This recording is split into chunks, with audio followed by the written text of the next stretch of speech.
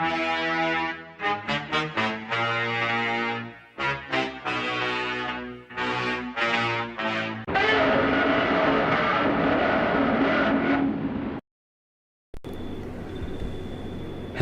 ladies and gentlemen, how's it going? Screezilla here and I hope you're all well, and you join me today for a quick preview of the Leningrad. The Leningrad of course is a premium destroyer that you get for completing 8 of the sea voyage tasks. So if we look at the marks of distinction, get it for completing those. I actually had to buy day one just because I was actually very sick on the weekend, so I did buy that one myself. Every other one did just quite easily by doing 5 cruiser kills, 5 enemies with torpedoes, and then damage total. So day 8 finished it up, we got the ship. Day 9 tomorrow, so you know we can do that just for completionist's sake. But the ship you get is this, the Leningrad. Now the Leningrad is the later variant of the Moskva. I think it's a slightly later variant. It's a slightly changed variant of the Moskva. Mainly this is an anti-aircraft destroyer, so it's designed for anti-aircraft needs, and the reason for that is because basically Russia got its ass handed to it in the start of the Second World War. Russia lost a lot of their ships from dive bomber attacks, so they really needed to up that anti-aircraft defense. Now, the Leningrad is a rank 3 premium destroyer, 4.3 BR. You get 5 130mm guns. Now, obviously the rear gun, as you can see, you can only really fire from broadside. Same with the middle gun. So you are a little bit hampered with this ship. You can't really fire while you're running away. You can fire when chasing somebody down, but you can't really fire running away. You have to do more broadside to get the guns on target, which is a little bit frustrating. You do have these twin 76mm guns on board, which can come with the radio fused shell. So you've got HE, radio fused, and standard AP. With your main guns, again, you've got standard HE, AP up to 170mm of penetration. Generally going to be, you know, at long ranges, so about 60mm of penetration. And you also have the radio fused shell, which can be useful sometimes. The radio fused shell is very useful against smaller ships. Your 37mm guns come with high explosion fragmentation shells, and your Dushkas come with AP, IT, and immediate action incendiary. Excuse me, my eyes just started weeping as I'm talking, which is never handy. Of course, this ship is premium, so you get all the benefits of a premium ship. Lots more experience, lot more small rewards, and all of that kind of MacGuffin, and a cheaper repair cost. The ship also comes equipped with 2 torpedo tubes with 3 torpedoes, and they can be fired either side, port or starboard. The main advantage this ship has is the fact that it's got so many anti-aircraft guns. So if we look at the 76mm, they're mainly at the back here. You've got 4 76mm guns with the radio fuse shell, which is very handy, and then you've also got lots and lots of smaller guns, so 6 37mm machine guns and 6 Dushkas. So a lot of machine guns on board this plane, so if any plane does come close, you're going to absolutely annihilate it. Let's just take it for a test sail quickly, and we'll just load it with the radio fuse shell for the 76 and the AP shell for the 130. Now, the main difference of this class over the regular tech tree variant is that 76mm gun at the back. So we'll get our guns to bear. I'm actually just going to take control of the machine guns, just so we don't completely rip the plane apart too quickly. But we'll get the 76mm guns on firing hopefully soon. And also our main guns will of course fire, because they are dual role. The 76mm guns will start firing any minute now. Come to life, guys, there we go. So these guns are sort of the main selling point of this vehicle. Also the fact it does have so many extra machine guns. Let's just see how these go when they actually start firing. If they actually start firing. There we go, the radio fuse shell. So of course this comes up as flak, so it can cause a bit more damage if it isn't a direct hit. So there we go, some indirect hits there. We've already caused some issues towards the plane, and it's heavily damaged, and it's on fire, and that plane is already dead. And then of course if we start firing our machine guns, just a hail of bullets basically will just come up to the sky, and it will take down pretty much any plane that comes close to you, which is very handy. Of course you're not just going to be fighting planes, you are going to be fighting some lighter boats. One of the advantages of the radio fuse shell is the fact that they do damage to a enemy boat if they fire close to it. So coming against sort of smaller, lighter boats, the 76mm will be quite useful with the radio fuse shell, just because they will cause some damage as they come close to it and hit the ship. So they do have a good chance of destroying it. But of course we have to go to our main guns to see the real damage. So what we'll do is we'll just fire on the enemy destroyer out there. So one of the downsides of the Russian ships are the gun traverse speed is quite low. This is realistic battle, of course. In arcade it's not quite as bad, and the accuracy tends to be a little bit out as well. So we'll just fire our first salvo. The AP shells will generally do quite a lot of damage here, but you're going to be fighting generally at these sort of ranges, 4 to 5 kilometers, and you know, the ship's not bad. It does an okay job. Of course the torpedoes are very handy. You're going to want to sort of use torpedoes quite a bit with these destroyers. If we actually get it moving, just launch some fish out just to take care of that S-boat. The ship is quite nimble and it's got quite a good acceleration speed, so that is always a good sign. Of course it's not a very stable boat. As you can see, when you're turning, it does have quite a little bit of roll on it, so that can be an issue when you're trying to fight smaller boats. And if you're trying to fight cruisers, for instance, again that can be a bit of an issue. We'll fire off some rounds at the cruiser. So as you see, we got up to the speed pretty quickly, up to 46 miles per hour here. So a relatively fast boat, which is always handy. Because speed is your main advantage as a destroyer. You're going to want speed and rudder traverse speed, because when you're fighting things like cruisers, they are going to cause lots of damage towards you, so you need to be able to move out of their gun, sort of move away from their guns and not be hit generally.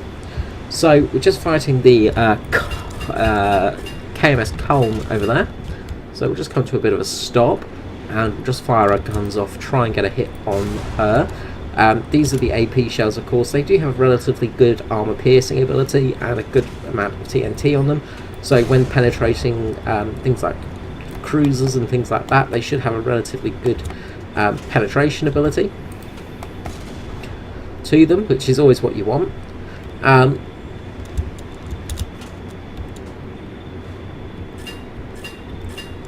There we go, we've actually got some penetrations now, so you know, you're not going to do magnificent damage against cruisers. Generally you're going to be fighting other destroyers, that's your job. But if you are coming up against a cruiser, you can damage them at least.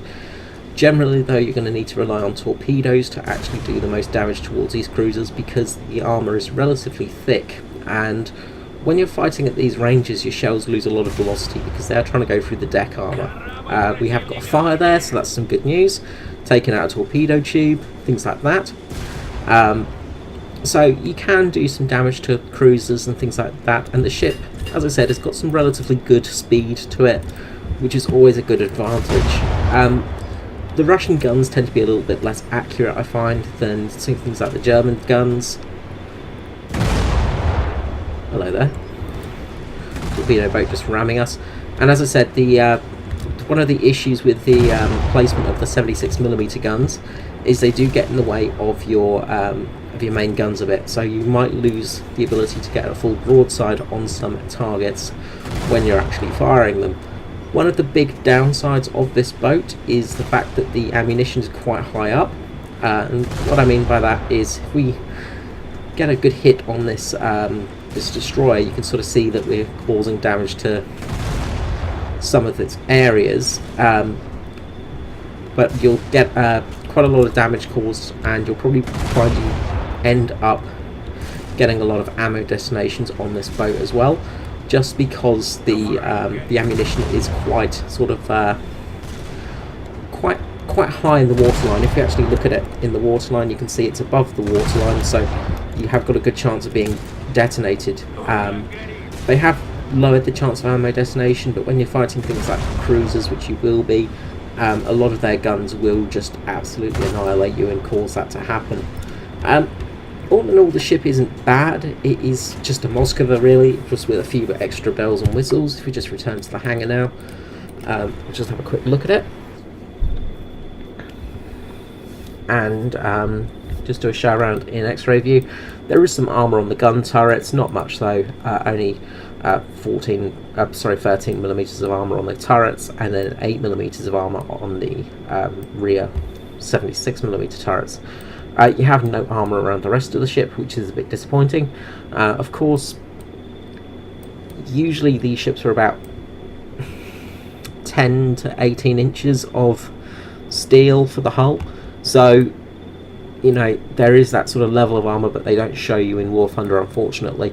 As I said, the ammunition is quite high up, the ammunition storage is very high, so there is a good chance of detonation.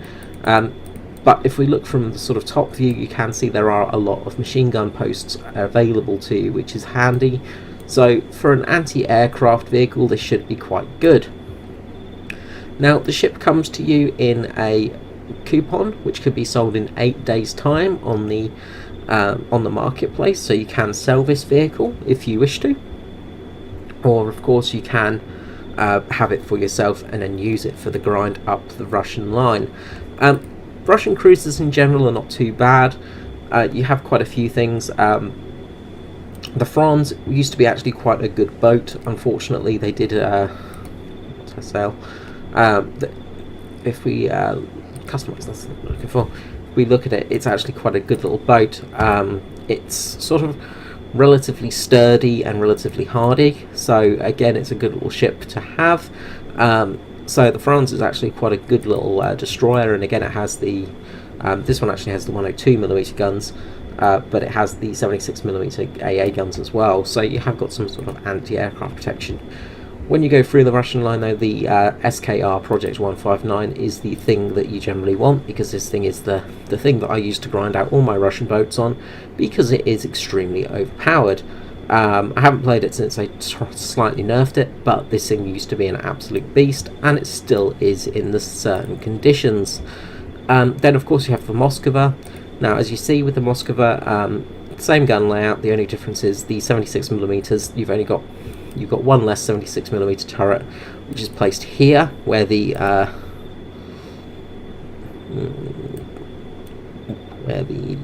trying to work out what that is, just where a mooring point is. So that 76mm twin turrets here. You still have two 76mm flak guns though, and you do have some anti-aircraft protection, not as much as the Leningrad.